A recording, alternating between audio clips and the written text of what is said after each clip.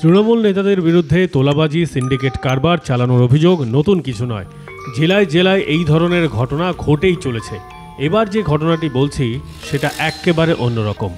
এবার খোদ তৃণমূল নেতার কাছ থেকে তোলা চাওয়ার অভিযোগ উঠল, আর সেই তোলার টাকা চাইলেন দলেরই লোকজন। টাকা না পেয়ে তৃণমূল নেতাকে বেধড়ক মারধর করা হয়। চাঞ্চল্যকর ঘটনাটি ঘটেছে নদিয়ার আড়ংঘাটার ছোট পার্ক এলাকায়।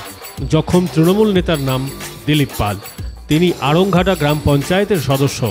এলাকায় তাদের কাজ দিচ্ছি না, তোলাবাজি করতে দিচ্ছি না বলেই হামলা চালিয়েছে বললেন পঞ্চায়েত সদস্য দিলীপ পাল। আমাকে মেরে ফেলা এবং তার সাথে রড দিয়ে এবং বাঁশের নানা রকম চলা, হাতে বন্দুক। যাই হোক, আমার গলায় একটা সোনার চেন ছিল, কাছের টাকা ছিল, সেগুলো কেড়ে নেওয়া হয়। সোনার চেনটা খামচি দিয়ে গেঞ্জি টেঞ্জি ছিঁড়ে দিয়ে বেধড়ক মার, বিশেষ করে সেই চাপা মার। আমার শরীরের সব মানে যেগুলো রক্তপাত হয়নি, হয়তো দু জায়গায় কেটে গেছে, এসব জায়গাগুলো। যখন কিছু লোকজন দৌড়ে আসছে, তাদেরকে ইয়ে করছে। সাথে আমি যখন দেখতে পারলাম যে না, আমি আর পারছি না, পেরে উঠছি না, তখন ওরা কী করলো, বন্দুকের বাট দিয়ে আমার লাস্ট দুটো বাড়ি বুকে মেরেছে। তখন আমি পড়ে যাই, পড়ে যাওয়ার সাথে সাথে ওরা আমাকে, আমি বলছি গুলি কর, মেরে ফেল, গুলি কর, মেরে ফেল। তখন ওরা যে কোনো কারণবশত ভয়ে মাঠের পাশ দিয়ে একটা ফাঁকা জায়গা আছে, পালিয়ে যায়। তার ব্যক্তিগত রাগ আমার উপরে। কারণটা আমি এলাকায় উন্নয়ন করার চেষ্টা করছি,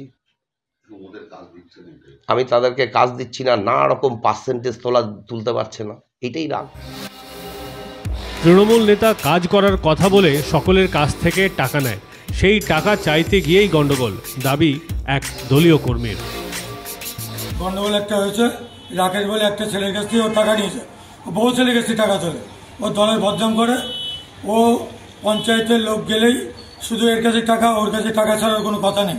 প্রত্যেকটা মেম্বার জানে, প্রত্যেকটা মেম্বারের কাছে জানলে আপনারা জানতে পারবেন যে দলের দুর্নাম করছো, সেটা আমরা বলেছি। ওর রাগ। আর এই যে রাকেশ বলে ছেলেটা হচ্ছে, ওর কাছে 25,000 টাকা নিয়েছে, ওর টাকা চেয়েছে, টাকা নিয়ে গন্ডগোল।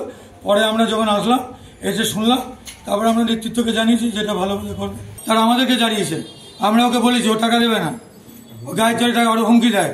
কালকে যে তারা মারধর করলো, কারা মারধর করে, যে যাদের কাছে টাকা পাবে তারা দেবে। তৃণমূল নেতাকে একটি কাজের জন্য 25,000 টাকা দেওয়া হয়েছিল, সেই টাকা চাইতে গিয়েই বিবাদ, কোনো তোলাবাজি নয়, দাবি রাকেশ দাস নামে এক হামলাকারী দলীয় কর্মীর। 4 দিন আগে আমি ফোন করেছিলাম দাদাকে, দিলীপ পালকে। আমি ফোন করে আমি বলেছিলাম, দাদা আমার বাড়িতে পুলিশ আসছে কেন, তুমি একটু দেখো। তো তুমি আমার কাছ থেকে 25,000 টাকা নিয়েছিলে, তা উনি আমাকে খিস্তি কামড়ে মেরেছে, উল্টোপাল্টা বাজে ভাষায় কথাও বলেছিল। তবে আমি বললাম, দেখো দাদা, এইসব তো বলো না, কারণ তোমার কাছ থেকে আমি যখন করেছি, তোমাকে টাকাটা দিয়েছিলাম, তা তুমি, আমার তো দেখার তোমার দায়িত্ব। উনি বলেছিল, আমি এসব জানি না, তোদেরটা তোরা বুঝে নে, তুই যার সাথে ঘুরে বেড়াস, যেসব লোকেদের সাথে, তাদের সঙ্গে কথা বল, তোদের মতন দেখে নে। এবার কালকে আমি এসে বাড়িতে এসে আমি ওনাকে জিজ্ঞাসা করেছি, এবার উনি হট করে গায়ে হাত তুলেছে। এবার গায়ে হাত তুলতে, এবার সেখানে আমরা 2-4 থাপ্পড় মেরেছি ওনাকে, কারণ উনি আমাদেরকে মেরেছে। আমাদের একজন ইনজিও হয়েছে, এই জায়গাটা ঘাড়ের এই জায়গাটা চিড়ে দিয়েছে, ওরা হাতে হয়তো বিলেট কিছু হয়তো ছিল, মেরেছে, ঘাড়ের এই জায়গাটা ছিঁড়ে গেছে একদম। এবার তখন 2-4 থাপ্পড় মারা হয়েছে। হ্যাঁ, ওরা বলছে যে আপনারা কি বন্দুকের বাট দিয়ে? না না, আমাদের কাছে কিচ্ছু ছিল না, আমরা ওসব ব্যবহারও করি না, আমরা জানিও না। হ্যাঁ, তারপরে উনি মেরেছে, প্রথমে উনিই মেরেছিল গায়ে। দু একটা কথা বলতে বলতে তর্কতর্কি হতে হতে উনি গায়ে প্রথমে হাতটা আমাদেরকে তুলেছে। না, গন্ডগোলের কারণটা কি? গন্ডগোলের কারণ হচ্ছে, আমি ওনার কাছে টাকাটা চেয়েছিলাম, উনি আমাকে টাকাটা দেবে না।